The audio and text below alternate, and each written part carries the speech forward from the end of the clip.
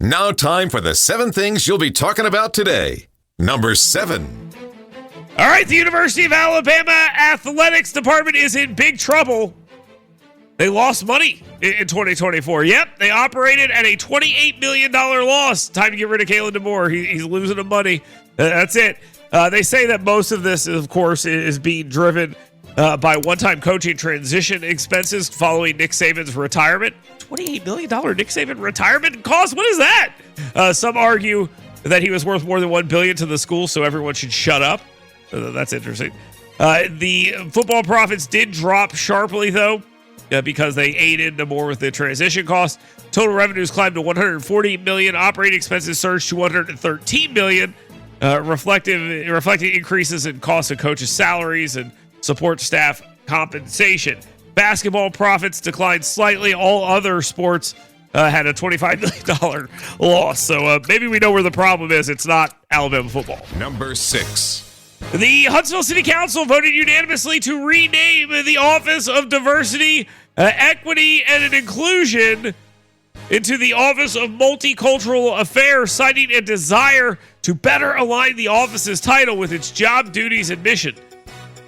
This is called lying, okay? This is the Office of Stupid Lying and Morons, because I'm not meaning the people who do this. I'm talking about the City Council. Guys, stop. You're getting heat for it. So you collapsed and you decided to try to rename this. It's ridiculous. Co-sponsored by council members Michelle Watkins and Jenny Robinson, aims at refocusing efforts on inclusivity and cultural engagement. We're getting rid of the DEI office, the Diversity, Equity, and Inclusion office, in order to focus more on inclusivity and cultural engagement. Guys, come on. It's ridiculous. You guys know it. End this department and stop the nonsense.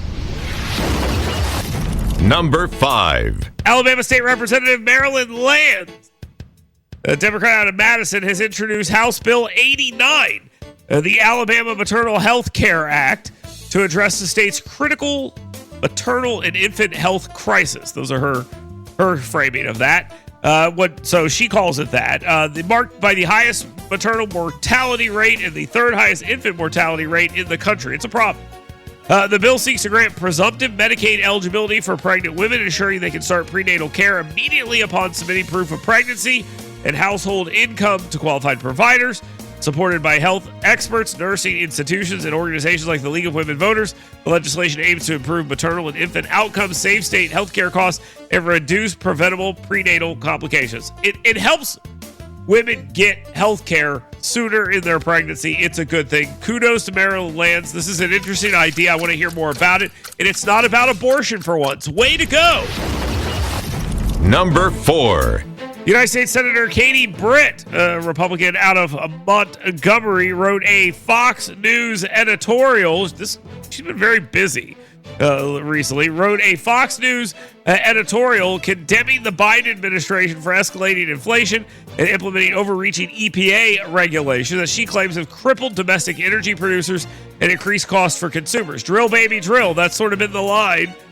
She highlighted specific policies such as emission standards for vehicles and methane taxes as detrimental to industries and energy affordability, particularly in states like Alabama.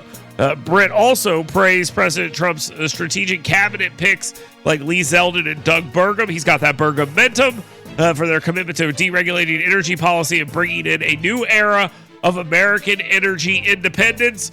He talks about this at the World Economic Forum as well. Trump does, at least, where he talks about energy independence and how that will hurt Vladimir Putin's war in Ukraine.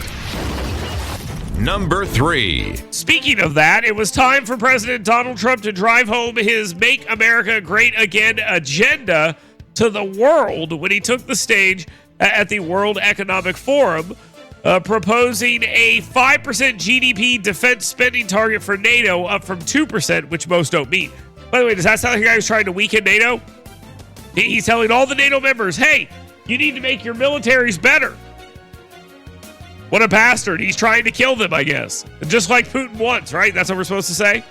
He warned of tariffs on companies manufacturing outside of the United States and criticized the EU's restrictive trade practices. He wants a reduction of oil prices and claimed it could immediately end the Russia-Ukraine war while pledging direct involvement with Vladimir Putin. He would later say that Ukrainian President Vladimir Zelensky is ready to make a deal. Trump reassured his allies that liquid natural gas exports will continue. Number 2. The Trump administration has launched its mass deportation initiative. The ICE operation focusing on removing criminal aliens deemed significant public safety threats is paying off. Over 530 people have been arrested already. One of them famously in a video says, F Trump, Joe Biden forever. Which, I mean, you paid this guy to do this? I mean, is this not perfectly proving the point? They're very upset with Donald Trump for getting a guy out who says, I'm not going back to Haiti. I've seen interviews with cops who said, look, these guys get convicted of rape, and then the local police let them out because they're sanctuary cities, and we have to go and arrest them at significant risk to ourselves, them, and the community. Well, they're getting them out. And you are going back to Haiti, or El Salvador, or Mexico, or Venezuela, or anywhere else you came from. They're going after you. They're making this happen, and it's only been less than a week. Now, time for the number 1 thing you'll be talking about today. You should be talking about this today because it is becoming more and more apparent that Mayor Randall Woodfin is a project of the American media. He is becoming a project of the American media. They are going to try to build this young African-American man up into something that he is not. A competent and smart person. Now, it will betray him every single time he opens his mouth because it shows him to be incompetent and not smart. Can Randall Woodfin read? Just a question I think people should start asking themselves. Because when somebody asked him about diversity, equity, and inclusion on television, all he did was repeatedly say the words diversity, equity, and inclusion back to them. He didn't really offer up anything of value at all. He referred to the executive orders dismantling federal DEI offices as the Alabamification of the federal government, to which I heard that and I go, damn, that's great, because I've called for the Alabamification of the federal government for years. Move the FBI to Huntsville. Move Space Command back to Huntsville. Have more North Alabama, South Alabama residents involved in federal government, and it would make the federal government better, not worse. The Alabamification. Listen to those words. He uses it as an insult.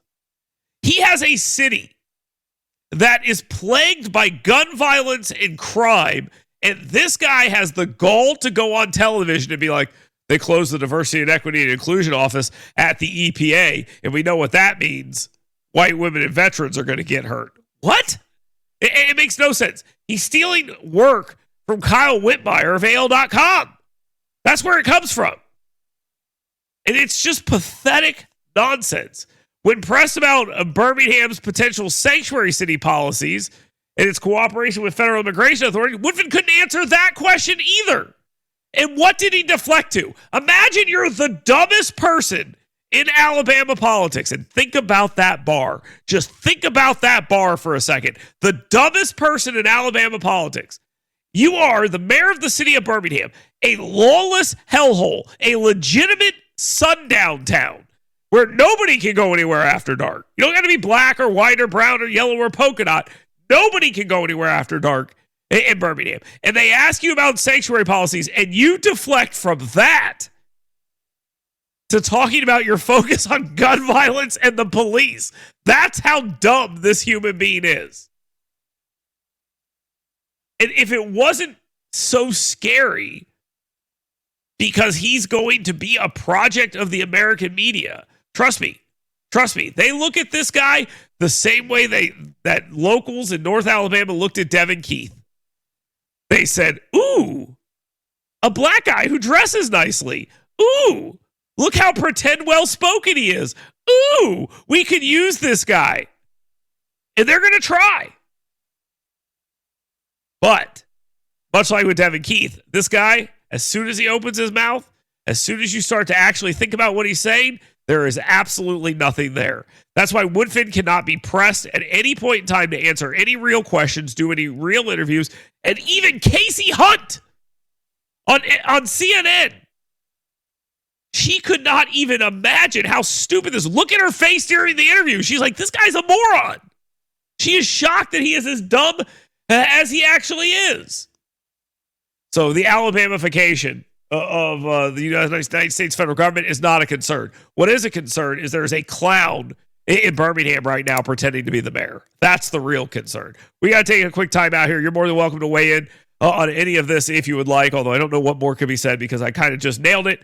You can jump in right here at 866-494-WVNN. That's the scoutpestcontrol.com WVNN hot take text line. Jump in right there. You can also email me. You've got mail. Dale at WVNN.com.